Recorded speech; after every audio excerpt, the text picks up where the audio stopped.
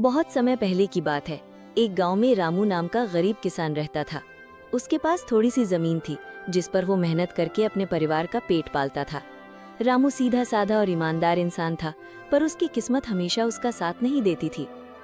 उसी गांव में एक धनी जमींदार रहता था, ठाकुर प्रताप सिंह। उसके पास गांव की ज्यादातर जमीन थी और वो गरीब किसानों से ऊंचा लगान वसूलता था।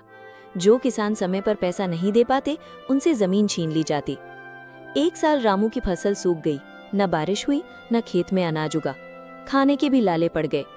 जमींदार ने लगान मांगा, पर रामू खाली हाथ था। उसने जमींदार से 1 महीने की मोहलत मांगी। ठाकुर ने कहा, अगर 1 महीने में लगान नहीं चुकाया तो तेरी जमीन मेरी होगी। रामू घबरा गया, लेकिन हार नहीं मानी। वो हर सुबह पास के गांव जाता और मजदूरी करता। शाम को वापस आकर अपनी जमीन को सींचने की कोशिश करता। उसकी पत्नी भी घर में काम करके कुछ पैसे जोड़ने लगी। एक दिन गांव में एक व्यापारी आया।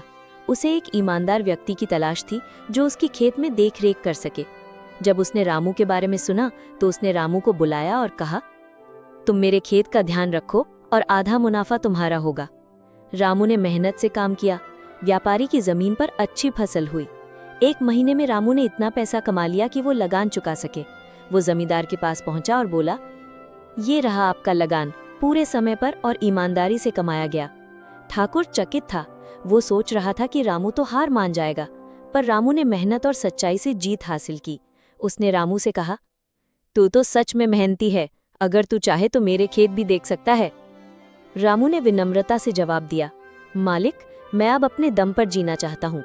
मैं किसी का मजदूर नहीं, अब मैं खुद अपना मालिक बनना चाहता हूँ।